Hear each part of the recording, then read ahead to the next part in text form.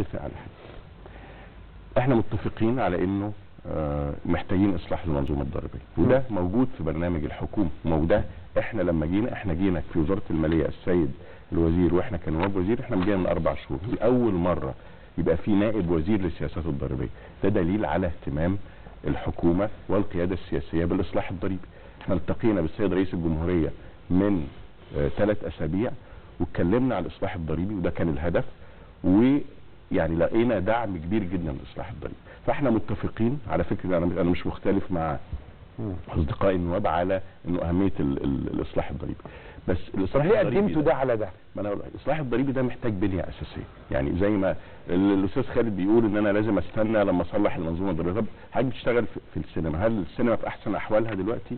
طيب بتعمل افلام ولا لا؟ يعني هتتوقف، انت حضرتك بتتوقف لما السينما تتصلح عشان تبدا تشتغل، ولا بتشتغل عشان تصلح بعد كده؟ ده اللي احنا بنعمله. انا عندي منظومه ضريبيه محتاج اصلحها، عندي بنيه اساسيه. احنا كان عندنا بدأنا منظومة إصلاح ضريبي في 2005 بقانون ضريبة الدخل. 2005 اتعمل، كان من أفضل القوانين في العالم. 2007 أو 2008 اتعملت الضريبة العقارية. بدأ يبقى فيه بنية أساسية تتعمل. للأسف نتيجة حالة عدم الاستقرار السياسي وتغير وزراء المالية خلال ال5 سنوات الماضية، أكثر من 8 وزراء مالية تغيروا، توقفت هذه المنظومة. دي لو كانت استمرت كان مصر أصبحت أو الإدارة الضريبية في مصر من أفضل الادارات الضريبيه. ولكن نتيجه هي بدات امتى المنظومه؟ بدات من 2005 لغايه 2008 2009 مع يوسف بطرس غالي، ايام دكتور يوسف بطرس. يعني المنظومه التي كان قد بداها الدكتور يوسف بطرس غالي كان يمكن ان تقود مصر الى اصلاح شامل في الضرائب. كان في جزء منها طبعا اصلاح شامل. قول لي خالد، الله يخليك الكلام ده، قول لي خالد يوسف. خلاص يا عم احنا غلطنا ان عملنا ثوره. لا انا يعني مش عايز لا غلط، ده كلام فني، ده كلام فني. لا ثوره شيء مستحق، لا ثوره شيء مستحق، بيحاول ياخد الجمله ثوره شيء مستحق وعبرت عن طموحات عمرو بيه بيقول واحنا مصرين على ده. طب لا هو الثوره ما كانتش على يوسف بطرس غالي، لا شيء مستحق للشعب. بس دي شهاده مهمه جدا انه منظومه الاصلاح الضريبي كانت لو بدات من 2005 وعملها كده عشان يبطيها كده. خلينا نتكلم. بص احنا بنتكلم في حقائق ووقائع بغض النظر. انا لا احمل الثوره مسؤوليه.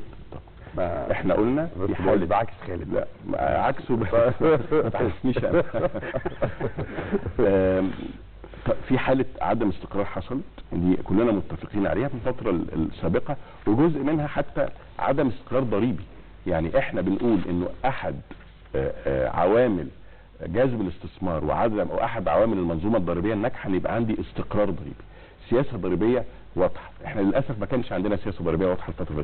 كان في الفتره اللي حضرتك بتتكلم عليها، بغض النظر عن الاسماء، انا لا اتوقف على اسماء ولا اتوقف على نظام، انا بتكلم على منظومه اصلاح كانت موجوده بغض النظر عن مين. انتوا بتحاولوا تستعيدوها دلوقتي؟ احنا بنستعيدها. بدانا احنا المنظومه الضريبيه عباره عن 3 حاجات هقولها بسرعه: تشريع ضريبي، اداره ضريبيه، مجتمع ضريبي. وتحت ده عباره عن مبنى من ادوار اساسه هو السياسه الضريبيه.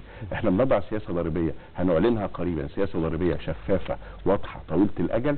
لما يجي مستثمر او ممول عارف انا خلال الفتره اللي جايه هعمل ايه وهدفع هعمل ايه وايه السياسه الضريبيه. تشريع ضريبي، قانون ضريبه القيمه المضافه ده جزء منه، هيبقى فيه تعديلات في ضريبه الدخل توصل تستعيد. حلو. لذلك انتوا ما بداتوش بالاصلاح الشامل زي ما بيقول الاستاذ خالد، نتيجه انه ما عندناش بنيه تحتيه، ما عندناش معلومات، وده كله جاي في الطريق. ياخد قد ايه وقت؟